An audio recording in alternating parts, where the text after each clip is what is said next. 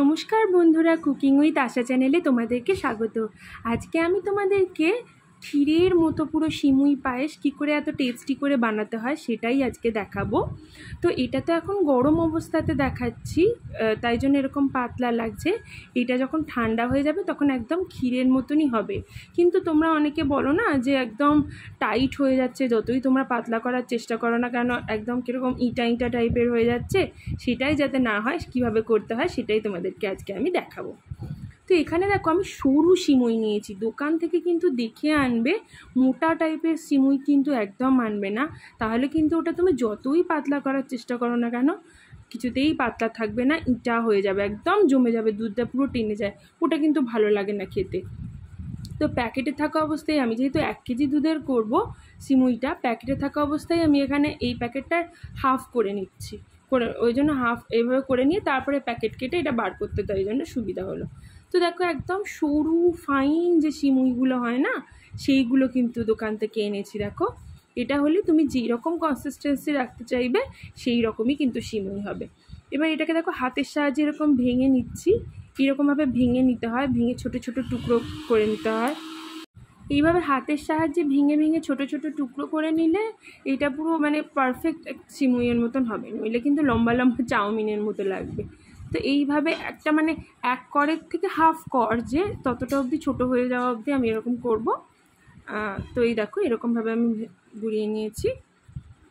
এবার আমি গ্যাসে কড়াই বসাবো, কড়াইটা গরম হবে তখন আমি এর মধ্যে ঘি দেবো, 1 টেবিল চামচ মতো ঘি দেবো। রান্নাটা আমি ঘিতেই করব। এটা সর্ষের তেল বা রিফাইন তেলে অতটা ভালো লাগে না, মানে ফ্লেভারটা আসে না। তাই জন্য ঘিটা যেই গলে যাবে আমি 2টো তেজপাতা এরকমভাবে ছিঁড়ে ঘিয়ের মধ্যে দিয়ে দেবো। এবার এই তেজপাতাটাকে ঘিয়ের মধ্যে একটুখানি ভালো করে ফ্লেভারটা যাতে চলে আসে দিয়ে দেব। তো তারপরে আমি যে সিমুইটা যেটা গুঁড়ো করে রেখেছিলাম সেইটা এর মধ্যে দিয়ে দেব।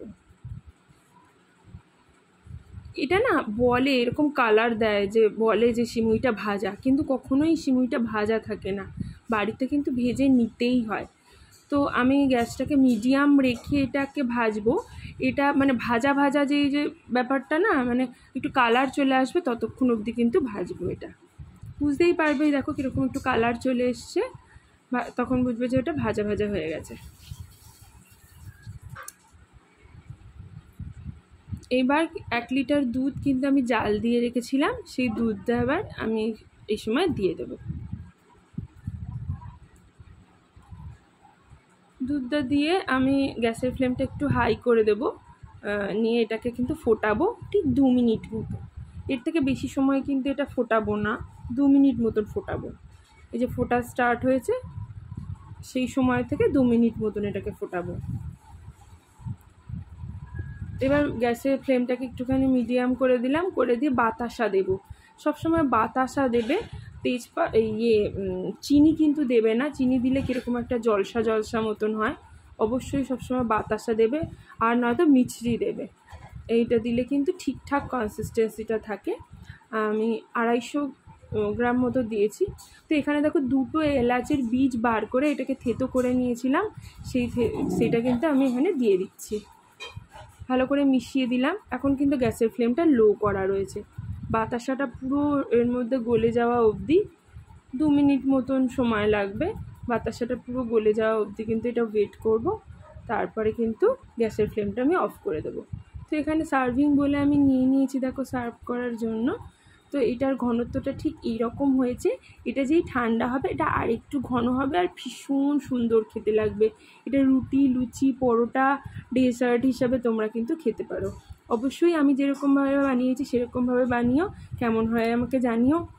লাইক, কমেন্ট, শেয়ার করো, আমার চ্যানেলটাকে সাবস্ক্রাইব করো, আর বেল আইকনটাও কিন্তু প্রেস করতে ভুলো না আমার নিত্য নতুন রেসিপির আপডেট পাওয়ার জন্য। ধন্যবাদ।